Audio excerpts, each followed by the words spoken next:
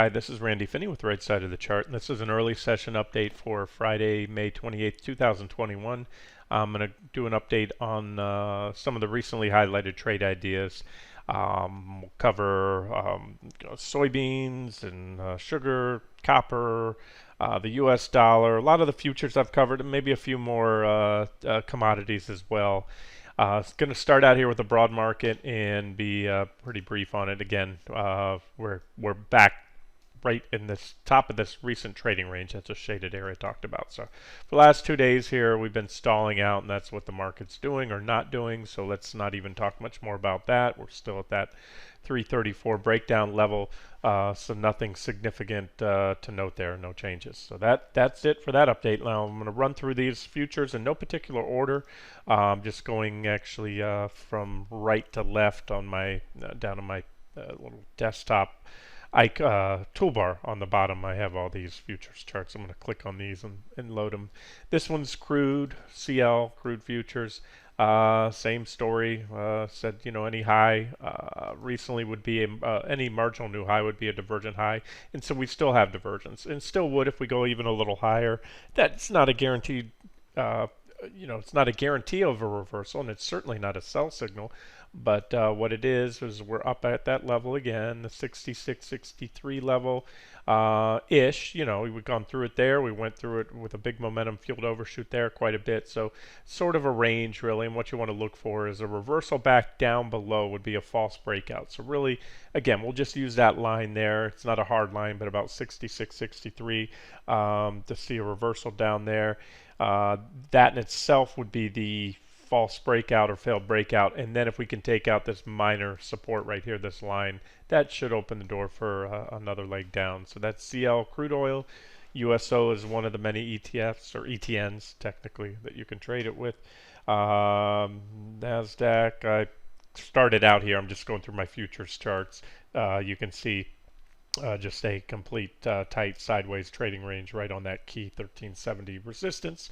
And so usually when you get these trading ranges, they act as somewhat like a coiled spring building energy. And, upside break is bullish, especially if it's, more than anything but a whipsaw. And a downside break is bearish. Of course, again, more than anything but a whipsaw. Next up would be, I'll hit on natural gas. I haven't highlighted it recently. I did notice this the other day, but I didn't point it out, so shame on me.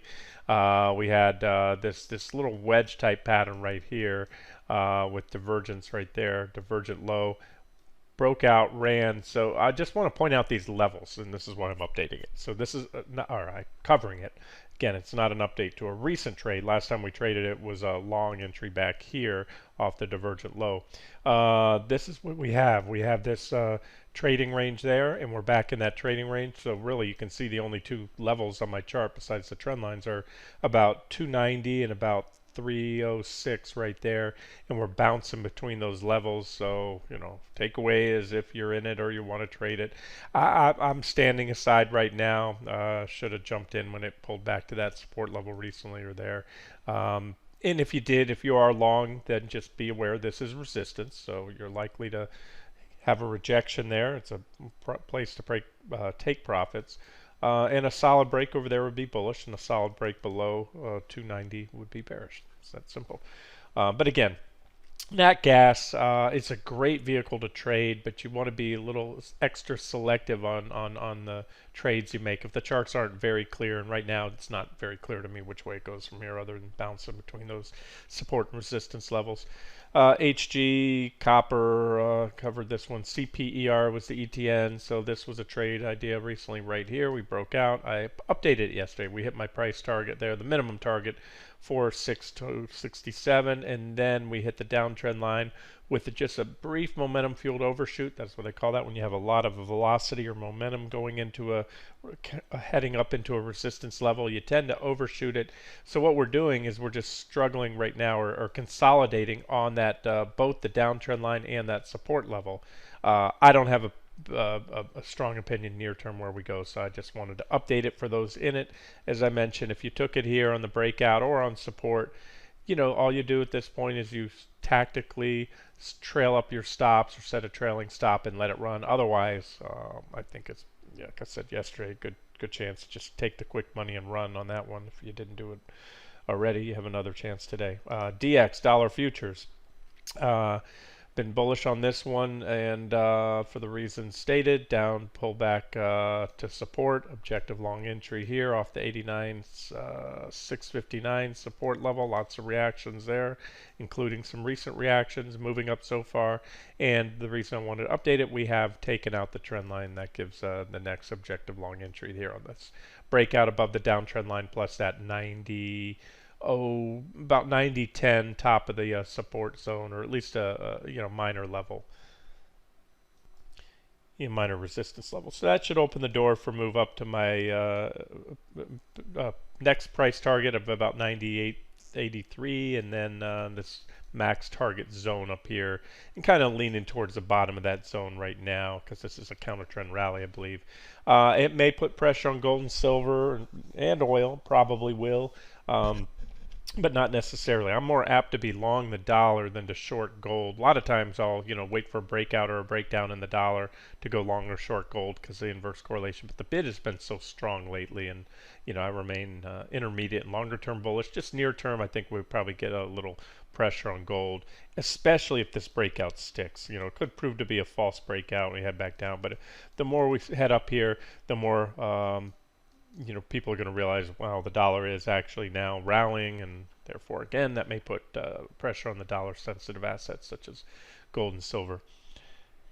ZC corn, going to update it yesterday. It moves with the grains with soybeans and wheat, and right up there to that 666, 558 resistance. Pretty big resistance. It's actually more of a resistance zone. You can see multiple layers there.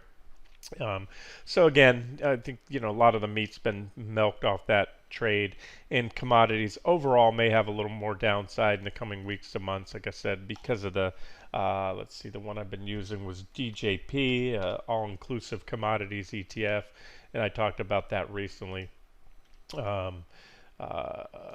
This price channel here, this is a daily chart. DJP includes lots of different commodities: gold, oil, gas, corn, soybeans, copper, aluminum, cattle, silver, you name it, it's all in there.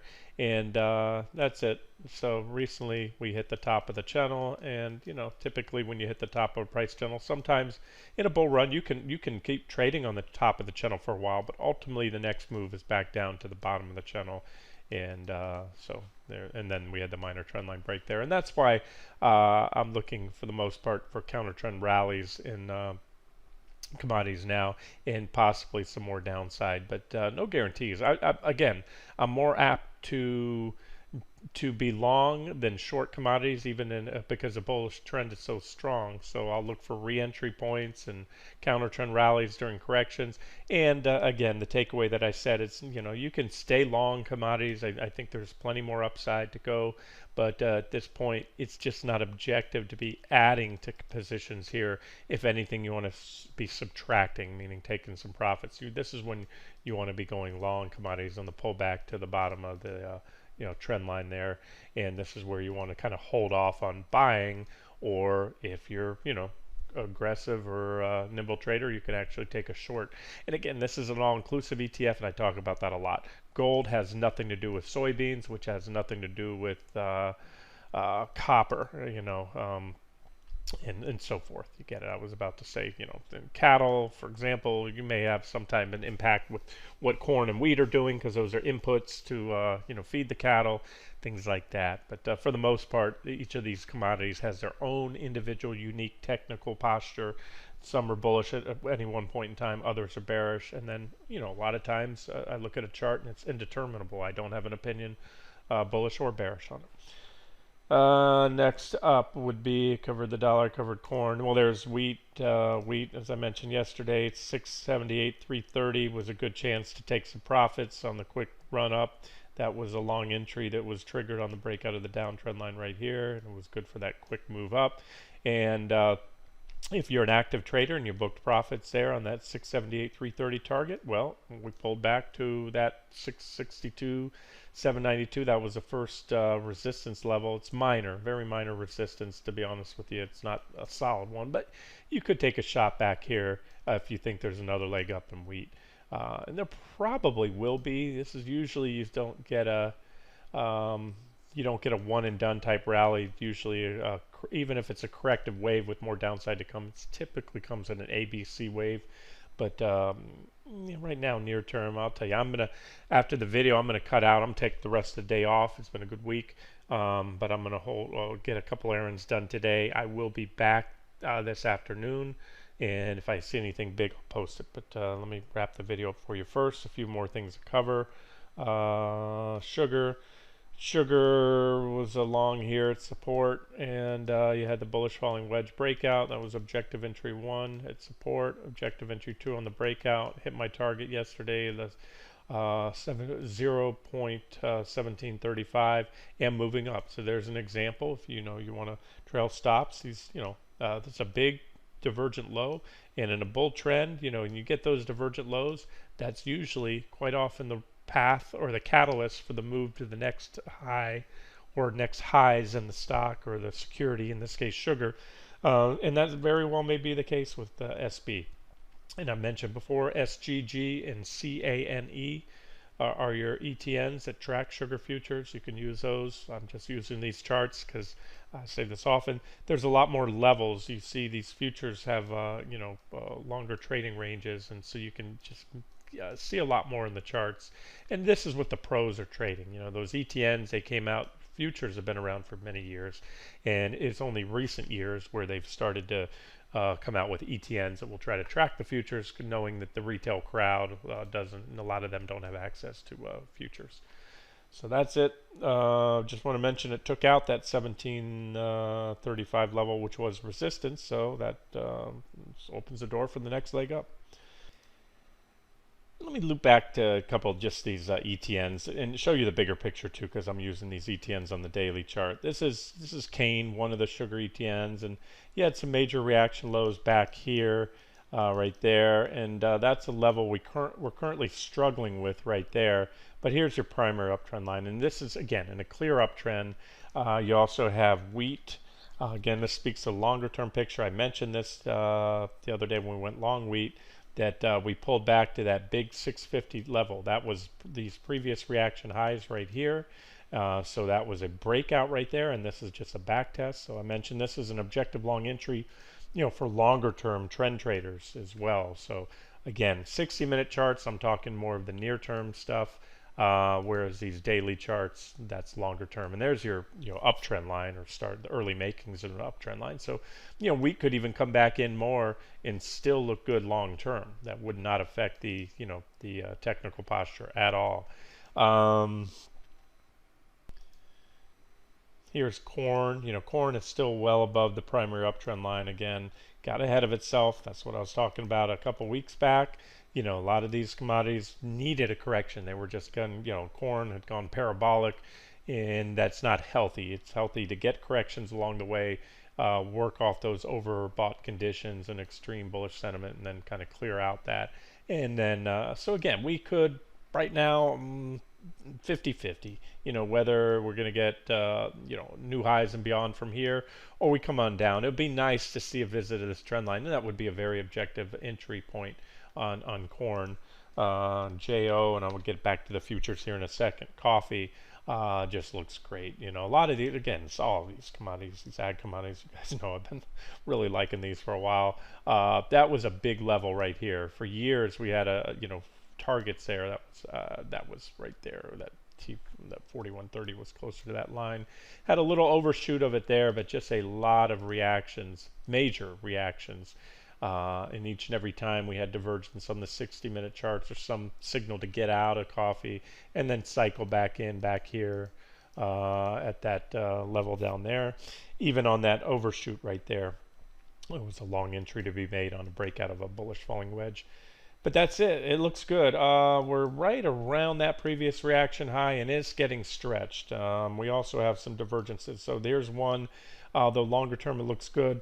Not sure if I'd be adding to it. In fact, I have a long-term position in coffee that I'm probably going to tighten stops up here, and maybe I probably should do that today. before I leave my desk. There's a little bit of divergence forming here on the RSI, a little bit there on the PPO, smaller divergence. And then when I go down to the 60-minute charts of KC, coffee futures, let me do a refresh, make sure this one's up to date. Yes, it is. We have some potential divergence. It's about to be burned through if we go up much more, but right now there's still divergence on the 60-minute chart, and there's your uptrend line on the 60-minute chart. Wrong. 2-hour chart. These are 120-minute candles, so it's 6 months of trading history. Technically, those are bars. I'll flip over to candlesticks. That's what the candlesticks look like. Alright, a few more to go and we'll wrap it up. Let's see. Treasury bonds, kind of, I told you recently, messy. We took out this trend line back here when we were, long and said that was probably the last stop. But then we just been back test. It's sloppy. I mean, what I see a pretty big level right here, and I had it on there before. It was a target and it was hit 150, 159. We had a lot of reactions there. So that's still a level to watch. There's not really a well-defined support level on the bottom. ZB again is the 30-year Treasury bond. So just again, I mentioned this a couple weeks ago when somebody asked for an update. I don't have a strong opinion on Treasury bonds right now. I think they're just going to grind around for a while. At least that's what they've been doing. PL, that's platinum futures. Not a super strong opinion. There's a decent trend line. It's not my favorite, but we're below it, broke down and back tested. And so near term, there might be a little more downside to come on platinum. Let's see, that's lean hogs or live cattle. Nothing there. E7, Euro futures.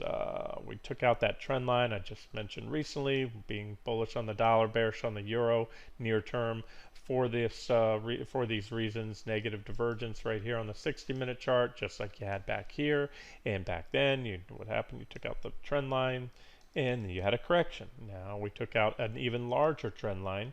We're below it, so I still think we're heading down here to at least that 121-ish level on the euro, and quite possibly this support zone down there. So those are potential downside targets. Again, if you want to trade the euro, you can also buy FXE. It's the ETF or ETN that tracks the euro. So you either want to be short FXE or long the US dollar, and that would be either DX, which I covered earlier, US dollar futures, or UUP. Actually, no, you can go long. They have one called UDN. Forgive my makeshift letters here. UDN is the inverse dollar ETN. So if you want to make a bearish bet on the dollar, you buy UTN. You could also short UUP or just buy UUN. All right. What else next? Z. I already covered ZB, the 30-year bond, but here's the 10-year ZN, and this is still above that trend line, the primary trend line. So we've had these little uptrend lines. They get broken along the way. See that? And we get little pullbacks, but the trend is still bullish in ZN right now. Looks a little better than 30-year. Couple resistance levels to note there. Let's see. HE, nothing much there. SI, silver, starting to crack this trend line right here. Again, the dollar is breaking out, so silver and gold are likely to come under pressure.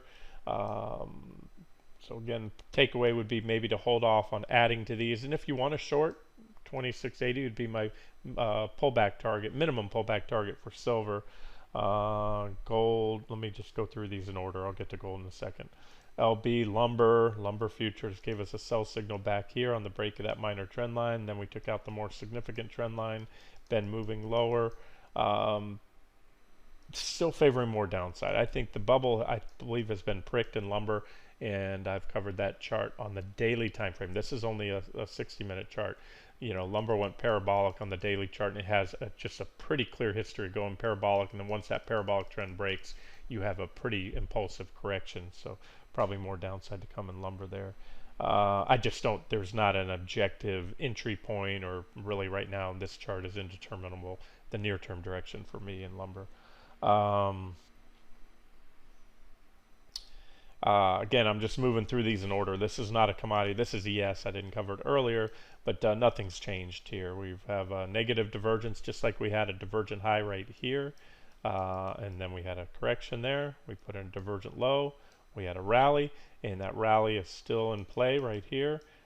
We had last week, if you recall, some sell signals on both RTY and ES right there.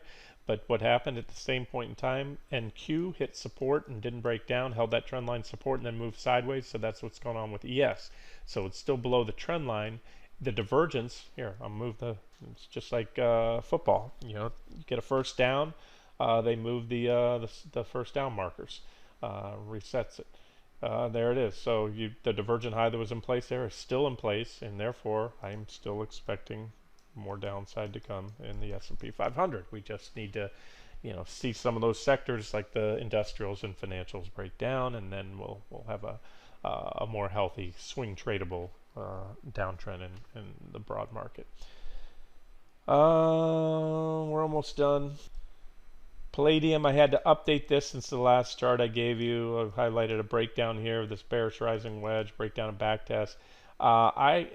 These futures rolled, so all my lines go away, and I have to put the next contract in. Unfortunately, don't carry forward. I can't recall if I had a comparable target there, but there is some support here because of this reaction low.